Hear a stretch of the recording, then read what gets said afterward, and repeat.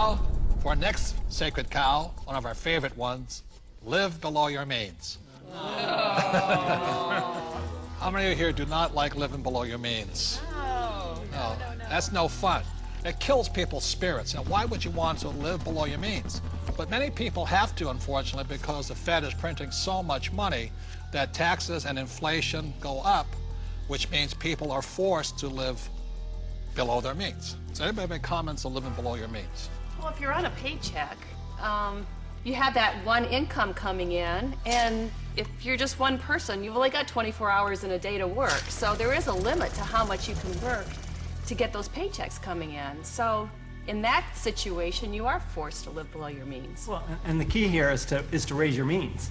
I mean, that's the idea. It's not that we want to, you know, be in terrible credit card debt or something like that. Instead, let's raise our means, and so that we can live the way we want to live instead of living at this poverty level. So why is it that whenever somebody looks at, some advisor looks at if you want to handle your finances, the first thing they look at is how do you cut expenses? What does a financial planner tell you? The first thing that they ask you is, what do you need to live on when you retire? They never ask you, what do you want? Time out. Robert and I definitely do not believe in living below our means. When we met in 1984, we had nothing. But every year we would get together at New Year's and we would set our goals, you know, health goals and this goals. But we also had asset goals, you know, what goals were we going to add every single year. So that's why it took us only about 10 years from 1984 to 1994 to become financially free. Because we just kept adding assets every year. And we continue to do the same thing today, you know, simply because it's fun, it's exciting. It is. One of the best kept secrets. Getting rich is fun. It is fun. That's a lot of fun. And you know, if we want to buy a luxury, if we want to buy a new car, we first buy an asset. So we buy the asset, and the cash flow from the asset pays for the payment for the car. Yes. So that it's again, never living below your means, it's expanding your means through acquiring assets that give you cash flow that gives us all those good things in life. The point here is this. There's assets and liabilities. The way you increase your means is acquire more assets. Not houses, not cars, but assets. So the reason so many people struggle financially is they have no financial education. They may be a good doctor, a lawyer, or accountant, or a rock star, but if they don't know the difference between assets and liabilities, and they keep buying liabilities instead of assets, they have to keep living below their means. And not even if you're single or not, if you're on a fixed income, if you're an E and an S, your income is limited. Look, there's 4 major expenses that keep E's and S's poor. Number 1 is tax, and taxes are going to go up because the Fed is printing so much money all over the world. 2 is debt. People leave college with tons of debt, credit card debt to make ends meet, and then their house because they think it's an asset. 3 is inflation. Inflation goes up because as taxes go up and prices go up, then inflation goes up. And 4th is retirement. You must put something away for the day you stop working. So those are the 4 main reasons E's and S's, a general rule, have to live below their means. But if you have financial education and live on the B and the I side, you can increase your means by increasing assets. I think a lot of people accept mediocrity, and in order to be able to grow in business, in order to make more money, you have to step out of that comfort zone and stop being mediocre. Or hoping the government's going to save you. I think live below your means is one of the greatest spirit killers there is. There's a lot of people who like being poor. I'm not making it right or wrong, but that's definitely not what I like to do. And Kim and I definitely don't live below our means. No, I definitely do not like living below my means. I've done it when I was in college, you know, and that's because that was exciting times and all. But I get inspired when I have to create.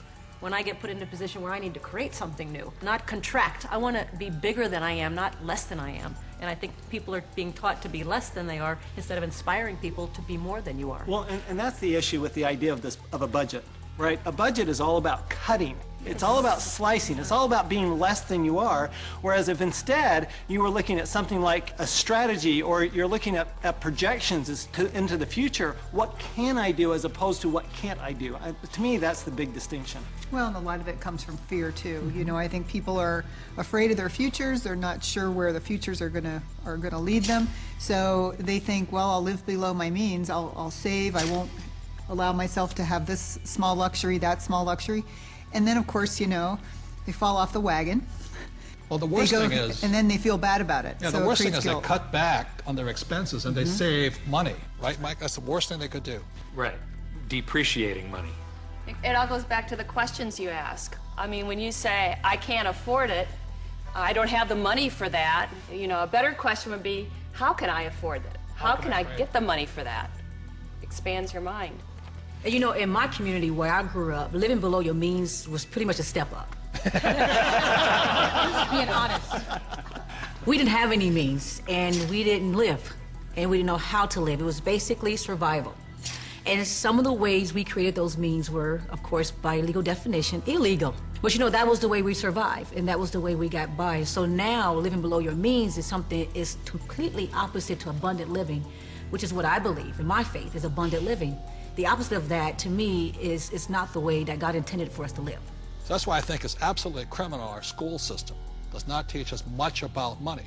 And what they do teach us, they tell you put your money in the bank, which means you lose more money, and they talk to a financial planner who puts you in mutual funds. That is not financial education. That is educating people to give more money to the rich. That will also cause you to have to live below your means. Yes. That's right. That's what they're training you to do. Yeah, and create a budget. while you're at it, you're going to be paying more and more taxes because you get no tax benefit for living below your means. And that's the problem. You say to a child, go to school and get a job or become a doctor and lawyer. You will pay more than your fair share of taxes, and then you too will have to live below your means.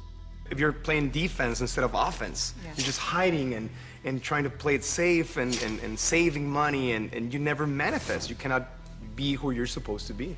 I say it's time to get financially educated and take care of yourself.